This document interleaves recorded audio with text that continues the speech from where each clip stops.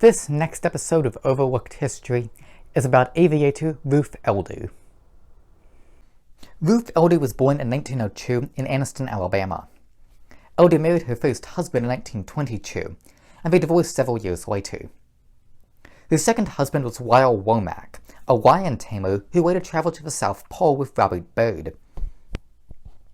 When they married in 1925, Elder was working at a Birmingham department store. Shortly after the wedding, they moved to Lakeland, Florida. Elder and her husband both flew in airplanes while in Florida. After Charles Lindbergh's flight, Elder decided to become the first woman to fly across the Atlantic. Elder and her instructor, George Haldeman, began to plan. They purchased a plane called the American Girl for the trip. Only 5 months after Charles Lindbergh's flight, Elder and her instructor took off from Florida. After flying for over 2 days and 2,500 miles, bad weather forced them down 300 miles away from the Azores. They were picked up by a passing Dutch ship. Back home, the New York Times received over 2,000 phone calls asking about her progress.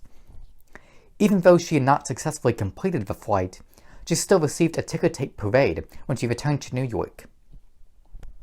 The flight was also celebrated at the White House, when President Calvin Coolidge had lunch with Elder and Charles Lindbergh. Speaking to newspapers, Elder said she was thrilled to meet Lindbergh and called him a peach. After the lunch, she placed a wreath on the grave of the unknown soldier. After the flight, Elder became known as Miss America of Aviation. She even had a $250,000 contract for a vaudeville tour.